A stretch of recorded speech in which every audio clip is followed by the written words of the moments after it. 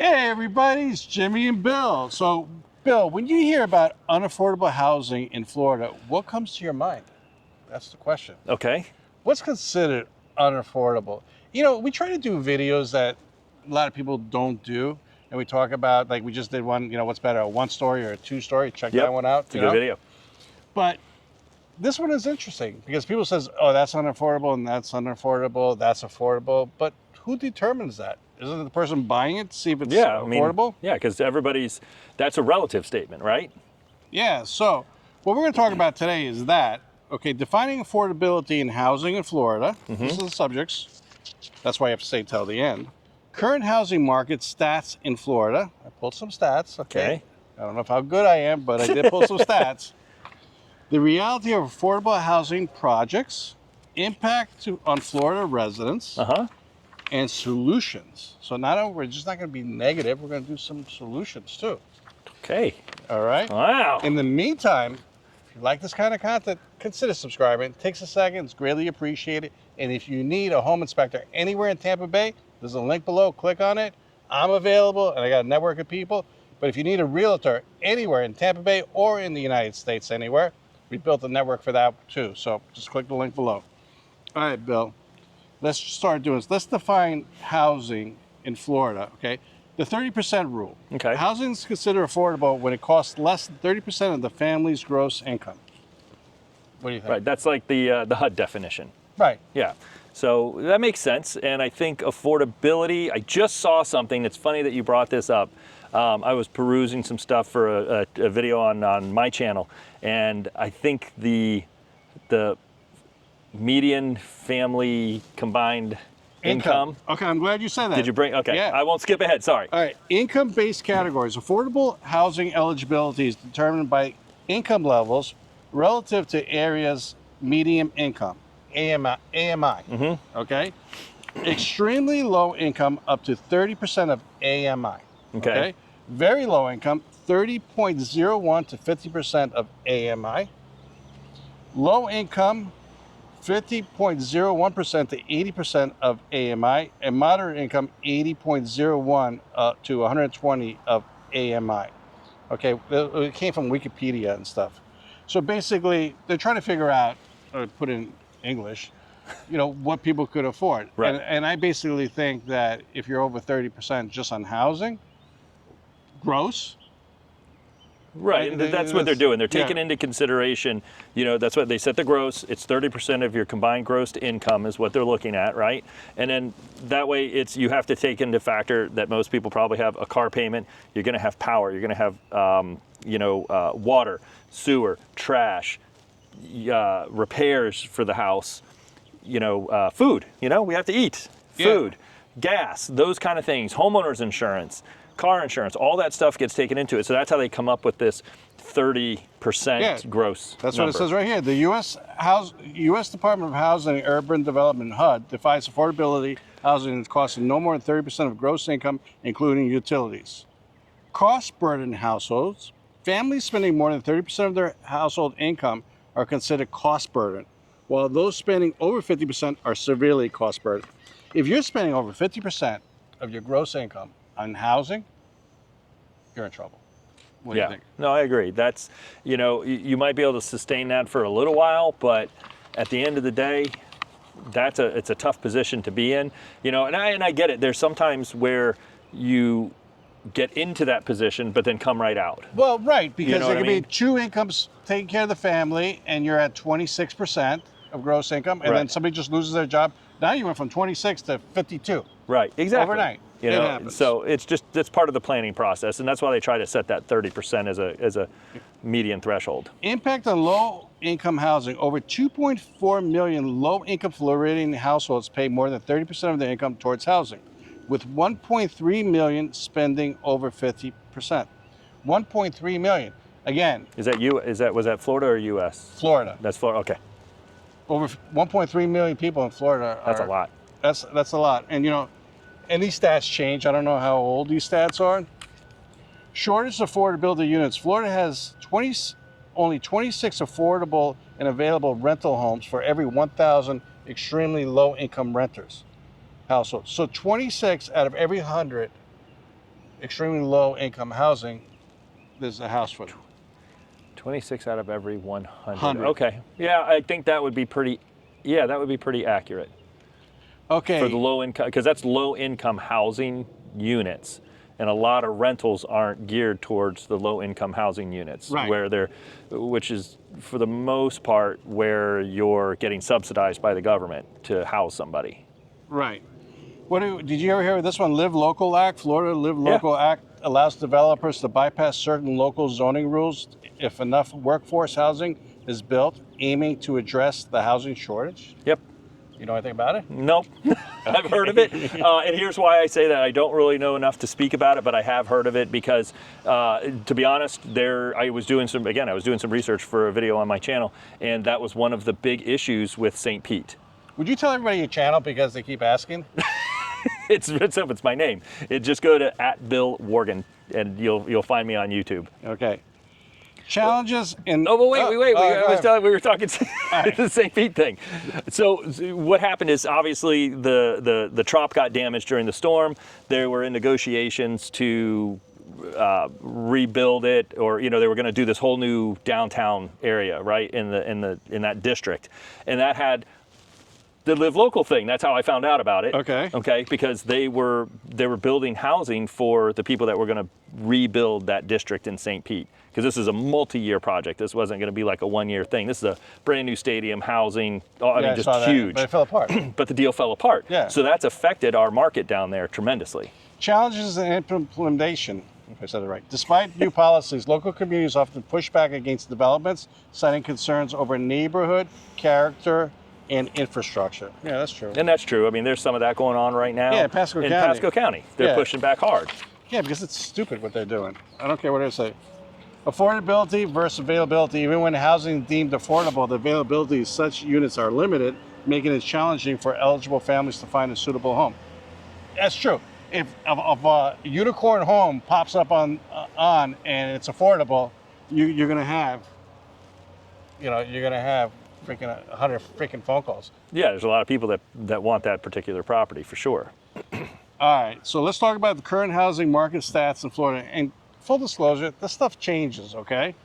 But when I pulled it, okay, You know what? I'm sorry, I didn't mean to interrupt, but just something that popped into my head. Go for it. That it's kind of one of our PSAs that we do. All right. Right? So because we're talking about affordable housing, this also lends itself to a lot of scams. Because when you said a unicorn house pops up, that's what made it pop into my head. Yeah, that's like a too good to be true house. Please, please, please do not send any money to anybody. You have to make sure that house is actually legitimate and it's there. Because the scammers will rent a house, or they'll put up a house that they don't have the ability to rent. They just want those application fees, and then they'll say, hey, we'll let you know if you won the application or not. Good advice. So just something to think about. Please be careful with that. All right. Current housing market stats in Florida. Like I said, full disclosure, these numbers change. As of the first half of 2024, okay, the first half, 2024, we're in 25, the median single-family home price in Florida was $411,600. Sounds about right. Yep, that's about right. Median rent in July 2024, the median rent in Florida was $1,555. It's pretty close, yeah. Okay. Okay, regional variation. Home prices range below $250,000 in rural areas to above $500,000 in coastal communities. That's true.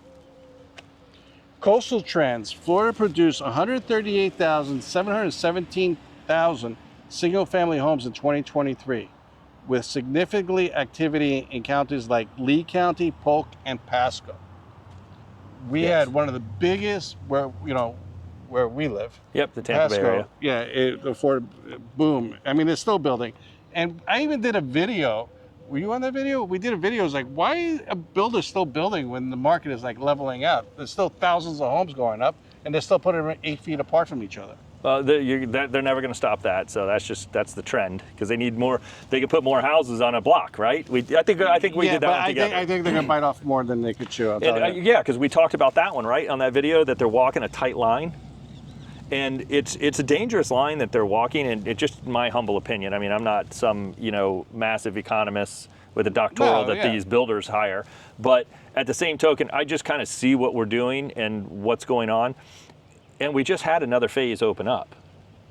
out in the east side, and they're selling. I mean, like one of the phases closed out in 3 months. So it's there. I think there's areas. Buyers buying it? Like who's No, buying these are people who live there. They're living there. Affordable housing loss between 2000 and 2022. Florida lost 59,578 units of subsidized rental housing, with over 66,000 units at risk of being lost by 2042. So think about it, like the affordable housing, those are becoming less and less available in Florida. Well, yeah, I mean, I guess that's why, the governor's trying to do something about it to help curb some of this with taxes, because money's money at the end of the day. Mm-hmm. You can't necessarily affect the housing market itself, but if you can lower insurance costs, lower tax, the property tax basis a little bit, all that stuff added together can bring things back into a harmonious balance, hopefully. All right, let's stop at the reality of affordable housing projects. Okay, case study: the Anmar and Collins Park, a new apartment building in Miami Beach, built with public funds, charges $2,554 for a one-bedroom unit, raising concerns about its affordability. Come on, that's ridiculous. It's Miami Beach. But still, you're building it. That's cheap for Miami Beach, right? I guess it is. Like, it's Miami Beach, right? Is that what they said? Yeah, Miami. Like, that's pretty cheap. Miami Beach. Income limits and eligibility. The Anmar income limits are set at 120% of the area median income, making it unattainable for many attendant workers like teachers and first responders. So they're building these buildings saying, okay, these are affordable units, but then they're going with the median income and they're like, yeah, you can't afford it. So they're checking the box, it sounds like, from this article. Yeah. In a high expense area. Yeah. To say that they've done some affordable housing because they're offering some at whatever, 2,000 and change. 2,000 what, 500 and change? Yeah, $2,554. $54. When this thing was written.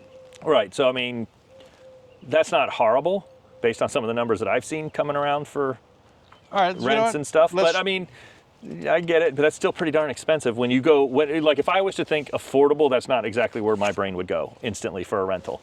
Okay, impact on Florida residents. High rent burden. Nearly 30% of renters in Tampa Bay are allocating over half their income to housing. That's crazy.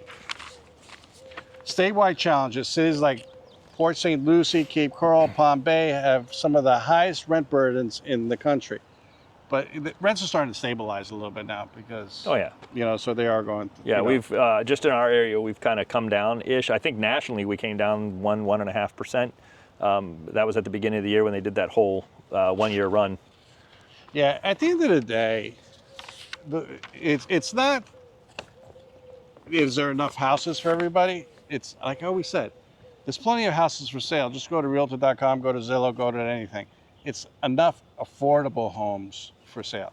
And, the government of Florida wants to do something about property taxes, and hopefully they could, because between property taxes and insurance, forget about the mortgage, people are losing their houses just because they just can't afford it. And I'm always a person that says, hey, if your taxes go to a certain level, it's like you're renting from the county. Right, and that's the premise of what the governor is attempting to do with the property taxes. He does believe in along that same line, and there'll be some tax relief. If you own your home, like I get it, you own your home, right? Like it makes sense. I don't know the whole, this is obviously in its large infancy, and we'll keep an eye on it. But, if you paid off your house, you should be kind of good to go, or at least a very marginal tax base. My neighbor in Hudson, he's paying $12,000 a year in property taxes and $12,000 a year in insurance. So he's paying $24,000 a year. Right. And his house is not some large mansion. This is a regular house. $24,000, so he's paying $2,000 a month because he's not homesteaded.